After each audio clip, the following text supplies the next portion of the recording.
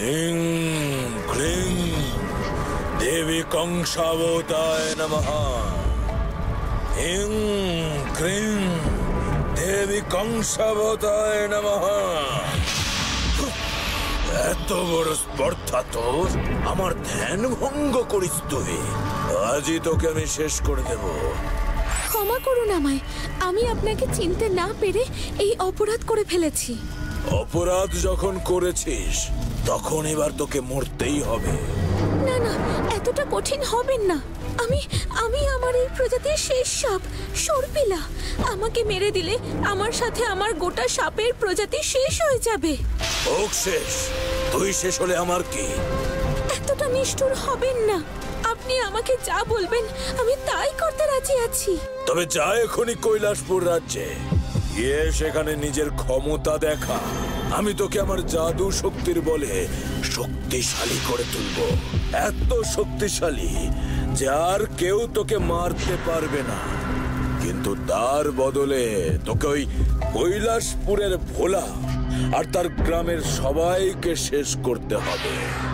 আমি রাজি প্রভু, আপনি আমাকে শক্তি দিন।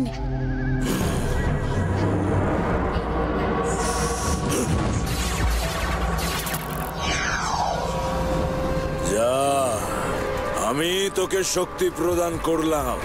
এইবার তুই জগতের সবচেয়ে শক্তিশালী ও বিষধর সাপ। তোর স্পর্শ যে যে জিনিসের ওপর পড়বে তাই হয়ে উঠবে বিষাক্ত। তোর ছোবলে যে কোনো প্রাণীর মৃত্যু অনিবার্য। আপনাকে অসংখ্য ধন্যবাদ ঠাকুর। এবার আমাকে আর কেউ সহজে মারতে পারবে না। আমি আপনাকে কথা দিচ্ছি, ওই কৈলাসপুরের ভোলা আর তার গ্রামবাসীদের আমি আমার বিষের জ্বালায় শেষ করে তবেই ফিরব। ভোলা ও কৈলাসপুরের লোকজন আমার এই নাগপাশের হাত থেকে কি করে নিজেদেরকে বাঁচায়?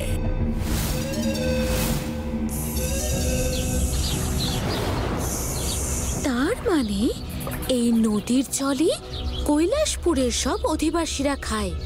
এই জলই তারা ব্যবহার করে নিত্য কাজ করার জন্য। এই জলকে যদি একবার বিষিয়ে দিতে পারি তাহলে আমার শরীরের বিষে এই জল বিষাক্ত তো হবেই, সাথে কালিকাপুর গ্রামের লোকজন এই জল ব্যবহার করলেই তারা মরবে।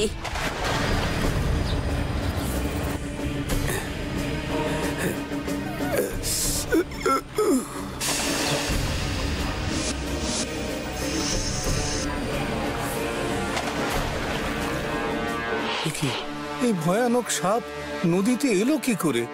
এরকম সাপ তো আগে কোনোদিন দেখিনি। সর্বনাশ, এই সাপ নদীতে থাকলে তো আমরা সবাই মরে যাব। চলো চলো, তাড়াতাড়ি আমাদের রাজামশাইকে গিয়ে জানাতে হবে। সব গ্রামের লোকজনদের সাবধান করতে হবে, কেউ যেন নদীর জল আর ব্যবহার না করে।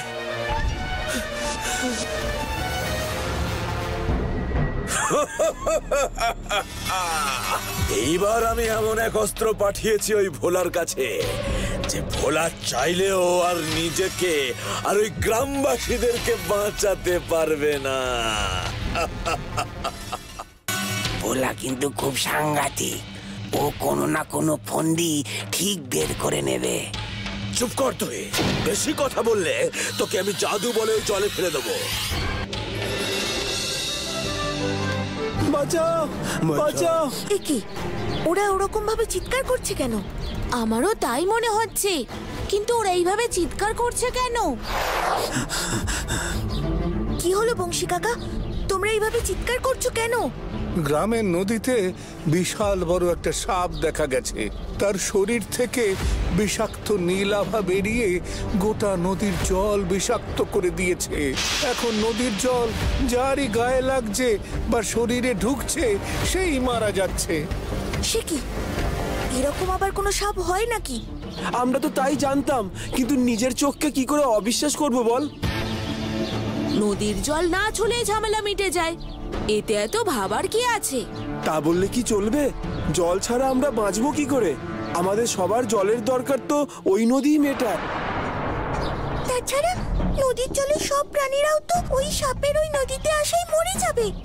শুধু কি আর প্রাণী রে, এতক্ষণ নদীতে যারা স্নান করছিল বা অন্য কাজ করছিল তারাও তো সব বিষের জ্বালায় জ্বলতে জ্বলতে নদীতে তলিয়ে যাচ্ছে। সে কি, তাহলে আমাদের তো সবার আগে ওদেরকে বাঁচাতে হবে। আমরা কি করে ওদের বাঁচাবো ভোলা? নদীতে নামলে ওই বিষ তো আমাদের শরীরেও ঢুকে যাবে তখন। তাই তো, তাহলে এখন কি করব? আমার গ্রামের লোকগুলো এইভাবে শেষ হয়ে যাবে আর আমি কিচ্ছু করতে পারবো না। জানি না, এখন আমরা যাচ্ছি রাজা মশাইকে সবটা জানাতে। এখন তিনিই ভরসা। ও বাবা, তোমরা এখন রাজামশাইকে গিয়ে সবটা জানাবে, তারপর তিনি ব্যবস্থা নেবেন। ততক্ষণে তো ওরা মরেই যাবে। চুপ কর তো নন্দী, এসব কথা মুখেও আনিস না। মানিক কাকা, বংশী কাকা, তোমরা যাও, রাজামশাইকে খবর দাও। আমি বরং গিয়ে দেখি লোকগুলোকে কোনোভাবে বাঁচানো যায় কিনা। তাই যা বরং, তোর তো অনেক বুদ্ধি। দেখ যদি কোনোভাবে ওদের বাঁচাতে পারিস। আমরা যাই রাজা মশাইয়ের কাছে।